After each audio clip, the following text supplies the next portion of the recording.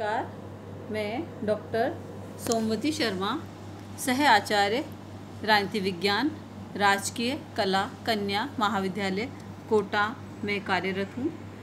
पिछले क्लास में बच्चों हमने बीए राजनीति विज्ञान के प्रथम प्रश्न पत्र के पाठ्यक्रम के बारे में चर्चा की थी।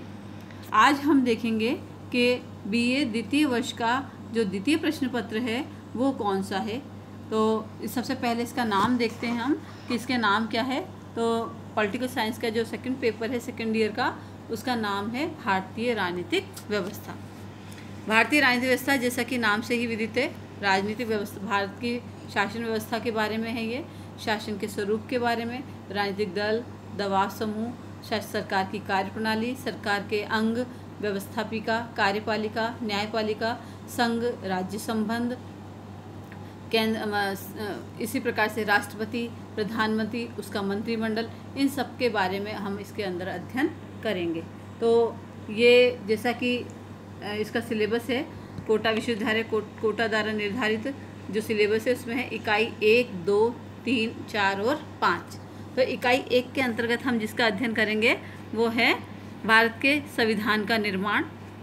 संविधान का निर्माण किस प्रकार से हुआ, संविधान सभा में मुख्य मुद्दे, संविधान सभा का जो गठन हुआ किस आधार पर हुआ, समाज के किन वर्गों को इसके अंदर स्थान दिया गया था, और उस संविधान सभा के मुख्य मुद्दे कौन कौन से थे, उनकी प्रवृत्तियां कौन सी थी, और किन उपागमों का प्रभाव इस संविधान सभा पर पड़ा था, इसका अध्ययन हम करेंगे।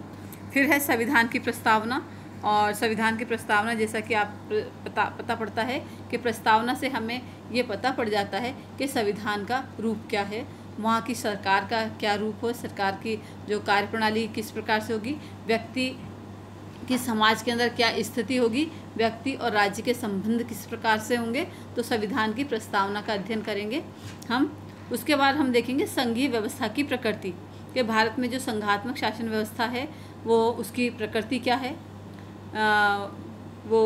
उसका झुकाव किसकी तरफ है, केंद्र की तरफ है या राज्य की तरफ है, इसका अध्ययन हम इसके अंतर्गत करेंगे। इसी प्रकार से संघ राज्य से संबंध हैं वो संघ राज्य संबंध का अध्ययन इसके अंदर किया जाएगा। संघ राज्य संबंधों के अंतर्गत हम देखेंगे कि केंद्र और राज्यों के बीच जो शक्तियों का बंटवारा किया गया है वो किस प्रकार से किया गया है। इसी प्रकार से कतिपय राज्यों को जो विशिष्ट स्तर दिया गया है और उसके विशिष्ट स्तर देने के कारण क्या थे। तो इकाई 1 के अंतर्गत हम अध्ययन करेंगे भारत के संविधान का निर्माण, संविधान सभा में मुख्य मुद्दे, प्रवृत्तियाँ और उपागम, संविधान की प्रकृति, संघीय व्यवस्था की प्रकृति, संघ राज्य संबंध, कतिपय राज्यों को विशिष्ट स्तर तथा उसके निहितार्थ।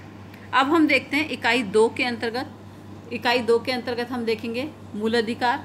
मूल अधिकार मतलब मौलिक अधिकार, और मौलिक अधिकार वो मौलिक इसलिए हैं क्योंकि भारतीय संविधान के अंदर इनका वर्णन किया गया है। भारतीय नागरिकों को ये प्रदान किए गए हैं ताकि व्यक्ति अपने व्यक्तित्व का विकास कर सके। तो मौलिक अधिकार देखेंगे हम। मूल अधिकार जिसे हम बोलते हैं राज्य की नीति के निर्देशक तत्व, जो कि राज्य के लिए सकारात्मक आदेश हैं और राज्य को कार्य करते वक्त या सरकारों को, राज्य और केंद्र सरकार को कार्य करते वक्त इन नीति निर्देशक तत्वों को ध्यान में रखना चाहिए। तो नीति निर्देशक तत्वों का अध्ययन करेंगे। संविधान में संशोधन की प्रक्रिया, क्योंकि हम जानते हैं कि संविधान में संशोधन की प्रक्रिया का होना कितना आवश्यक है, क्योंकि यदि समय के साथ संविधान को न बदला गया तो वह संविधान पुराना पड़ जाता है और ये ऐसा हो सकता है कि संपूर्ण संविधान को ही हटाना पड़े।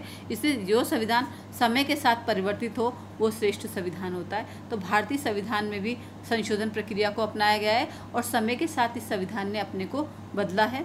तो हम इसमें संविधान की संशोधन प्रक्रिया का अध्ययन करेंगे और करेंगे पंथ निरपेक्षता का अध्ययन।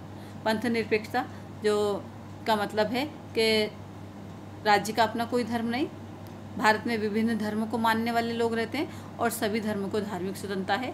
राज्य की ओर से किसी भी धर्म को विशेष सुविधाएं नहीं दी जाएंगी, सबको समान माना जाएगा। अब है इकाई 3 की। तो इकाई 2 के अंतर्गत हम अध्ययन करेंगे मौलिक अधिकारों का, राज्य की नीति के निर्देशक तत्व, संविधान में संशोधन की प्रक्रिया और पंथ निरपेक्षता। अब देखते हैं हम इकाई 3 के अंतर्गत किसका अध्ययन होगा? पहला होगा संघीय कार्यपालिका। संघीय कार्यपालिका के अंतर्गत जो भी कार्यपालिका आती है, हमारे यहाँ दोहरी कार्यपालिका है क्योंकि संस्थात्मक शासन है, तो नाम मात्र की और वास्तविक दोनों कार्यपालिकाओं का अध्ययन इसके अंतर्गत होगा, यानी कि प्रधानमंत्री, उसका मंत्रिमंडल और राष्ट्रपति। संघीय संसद के अंतर्गत हम देखेंगे राज्यसभा और लोकसभा की कार्यप्रणाली क्या है, किस प्रकार से कार्य करती है, इनके सदस्य किस प्रकार से अपने पद पर आते हैं, उनकी योग्यताएं क्या होती हैं, अयोग्यताएं क्या होती हैं, उनको क्या विशेषाधिकार दिए गए हैं, इन सब का अध्ययन हम करेंगे संघीय संसद के अंतर्गत। फिर है उच्चतम न्यायालय और न्यायिक पुनरावलोकन।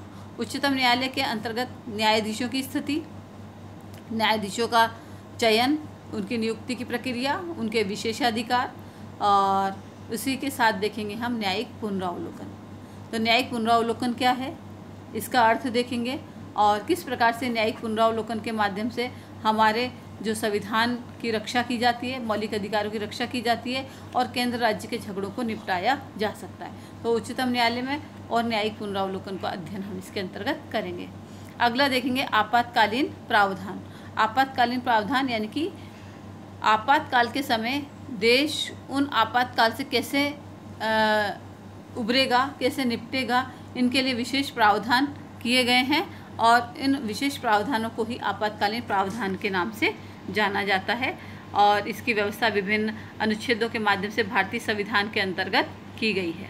तो इसका अध्ययन हम इकाई 3 के अंतर्गत करेंगे। तो इकाई 3 के अंतर्गत हम करेंगे संघीय कार्यपालिका, संघीय संसद, उच्चतम न्यायालय और न्यायिक पुनरावलोकन तथा आपातकालीन प्रावधान। अब हम देखते हैं इकाई 4 के अंतर्गत। इकाई 4 के अंतर्गत हम अध्ययन करेंगे निर्वाचन आयोग का, राज्यपाल का पद, भारत में संसदीय प्रणाली का कार्य व्यवहार, नेतृत्व की भूमिका, गठबंधन सरकार, राजनीतिक दल, निर्वाचन आयोग एवं निर्वाचन सुधार। तो निर्वाचन आयोग क्योंकि भारत के अंदर विभिन्न संस्थाओं का निर्वाचन होता है, तो और उन संस्थाओं का निर्वाचन आयोग के द्वारा करवाया जाता है। तो निर्वाचन आयोग का अध्ययन हम करेंगे।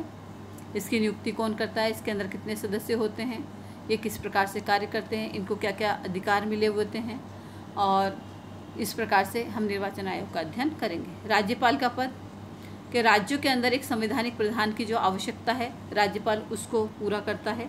तो राज्यपाल की जो नियुक्ति की जाती है और राज्यपाल की जो कार्यप्रणाली है या राज्यपाल किस प्रकार से कार्य करता है एक राज्य के अंदर, इसको हम देखेंगे। भारत में संसदीय प्रणाली का कार्य और व्यवहार, तो संसदात्मक शासन व्यवस्था भारत में किस प्रकार से कार्य कर रही है, उसका कार्य और व्यवहार क्या है, इसका अध्ययन भी हम इसके अंतर्गत करेंगे। नेतृत्व की भूमिका, गठबंधन सरकार यानी कि जब किसी दल को बहुमत न मिले और जो सबसे बड़ा दल हो, जब वो किसी और दल की सहायता से सरकार का निर्माण करे, तो उस गठबंधन सरकार के समक्ष जो चुनौतियां आती हैं, जो समस्याएं आती हैं, उन समस्याओं से वो कैसे निपट सकता है, इसका अध्ययन हम गठबंधन सरकार के अंतर्गत करेंगे। राजनीतिक दल क्योंकि भारत के अंदर जनतंत्र है और जनतंत्र का आधार होता है चुनाव, और चुनाव बिना राजनीतिक दलों के संभव नहीं है, तो हम राजनीतिक दल का अध्ययन इसके अंतर्गत भी करेंगे।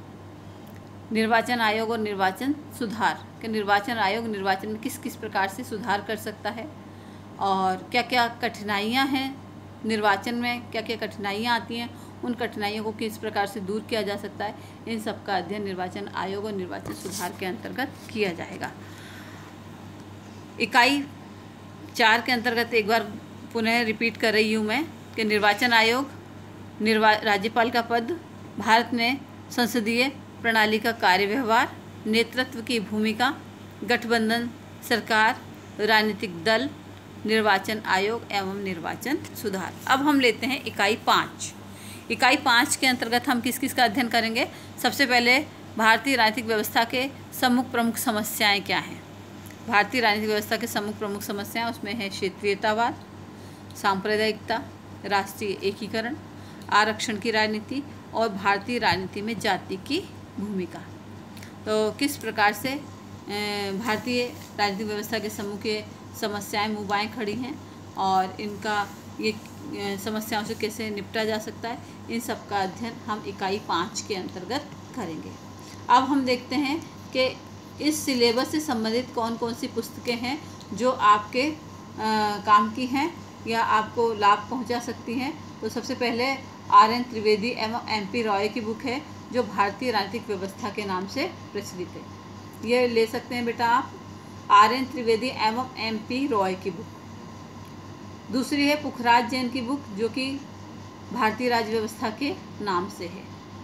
इसी प्रकार से डॉक्टर AP अवस्थी की बुक है जो भारतीय राज्य व्यवस्था के नाम से है।